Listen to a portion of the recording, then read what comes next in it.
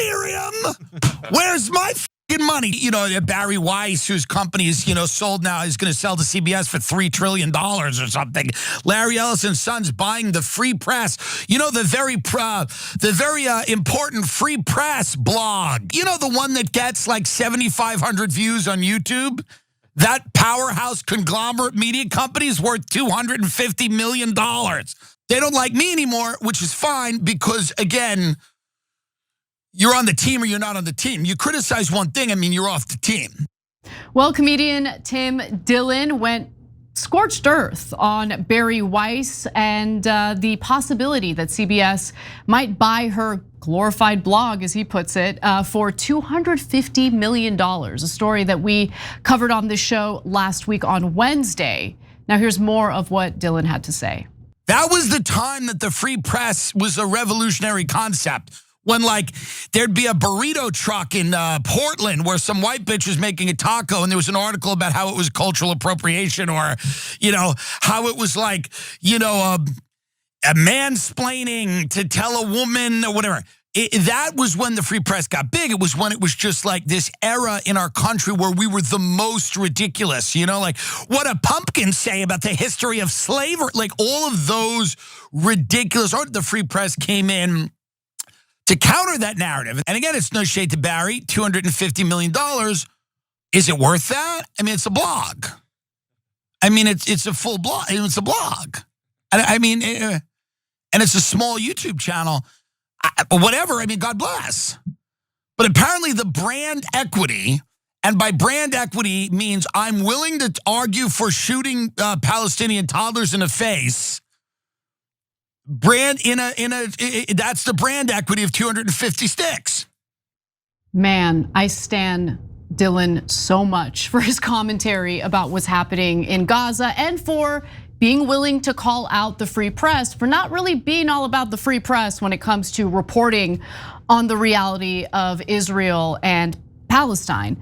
Now, before we get to some more details about this, I think, impending deal between the free press and CBS, I do want to just give you a little more from Dillon in regard to his mocking of how the free press covers the ongoing genocide in Gaza. Take a look.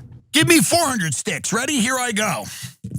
The thing about the war and the thing that people are struggling to understand about Hamas, terrorist, Hamas, terrorist, Hamas, is terrorism. Hamas, New York City, blow up Trade Center, World Trade Center, flesh face, blood face, child death, your child, killing, suburbs, killing, death, killing, terrorism, death, terrorism, Iran, death, terrorism, your children, family, terrorism, theme parks, boom, boom, bridge, bad.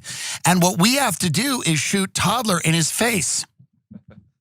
Thank you, 303. Thank you very much, that was very good. And 300 million for you. Anything else you'd like? That's good, thank you so much. Those are the arguments they make at the free press. They don't even pretend, by the way. And God bless them, but they don't even pretend like there is no intellectual heft to any of the arguments. They're like, if Iran's not bombed, they're gonna rape your mother. Now, you might think, oh, well, why would CBS want to buy a media entity that's so biased in one direction, especially when it comes to an ongoing genocide? No, they're not looking to buy the free press despite that biased coverage of Gaza. Apparently, they like that biased coverage of Gaza. According to the Financial Times, people familiar with the relationship said that Weiss's strong pro-Israel stance is one of the factors that is said to have appealed to Ellison. Okay, so that's the incoming CBS CEO, David Ellison. Okay, guys, I'm in the digital media business, so I know what things are worth and not worth, okay? $250 million for that. Okay, I'm thrilled with that. That means that Young Turks is worth around $1 billion. Well, we're critical of Israel, so maybe not. Are we gonna get $1 billion? Is that what happened? No. Oh, I see, that's only for, those metrics only apply for pro-Israel blogs. 100%, yeah. Come on, guys. And look, they have 155,000 paying subscribers on Substack. That's amazing. That's a great number, right? But I know the revenue associated with that. It doesn't get you anywhere near a $250 billion valuation. and they have almost no video. They have no nothing anywhere else, right? To Tim Dillon's point, like the only thing they have is Substack. Everything else is abject failure. But that's worth $250 million. Isn't that amazing that pro-Israel gets some sort of incredible multiplier? And if you're fair and honest about Israel, that gets you, what, does that subtract money from you? It could literally destroy your career, as many critics of Israel have learned working in the media. And hey, listen, okay, I gotta say it, I'm sorry. Like, first of all, if you really think that they're worth that based on the actual numbers, call me, because have I got a deal for you, okay? But if you know that you're just giving them money to be pro-Israel, I got bad news for you. Bari Weiss would have been pro-Israel either way. You're paying for nothing. Okay, but also, like, you gotta pay Bari Weiss to be pro-Israel. I mean, come on, that's not that bright. Let's be honest.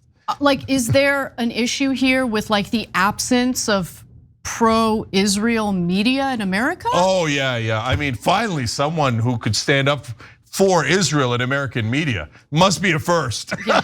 That's what you gotta finance. What do you look at mainstream media? You think Israel doesn't have a voice in America? But they probably do. They're so maniacal that they're like, no. I heard one or two people criticizing Israel online. Oh, I know what we'll do. We'll counter by getting this huge blog that's pro-Israel. And then we'll counter them. Okay, good luck.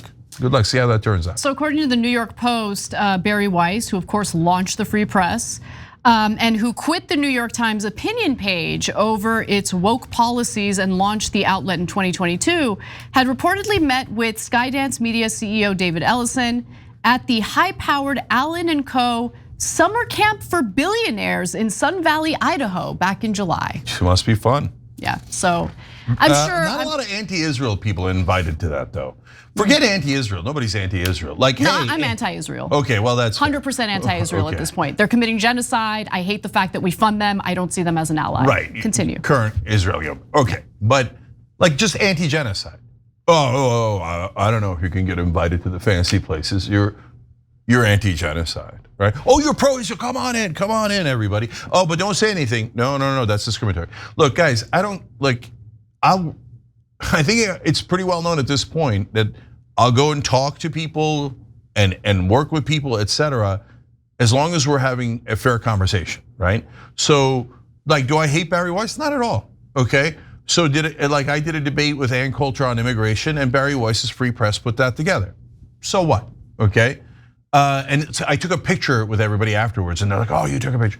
Ann Coulter thinks her favorite book is Camp of the Saints, where the hero murders all the immigrants like me, right? Yeah, and I took a picture with her. Why? Because we were debating her, right? So my point is, this isn't personal. Like, okay, so Bari Weiss loves Israel and thinks that genocide's no big deal as long as it happens to Palestinians. I think that's a despicable point of view, but unfortunately, tons of people in this country have that point of view. I'm not interested in canceling all of them. They could have that point of view, okay? And apparently they can get paid $250 million for it. But I could also have my point of view, which they say no, which is hilarious, right?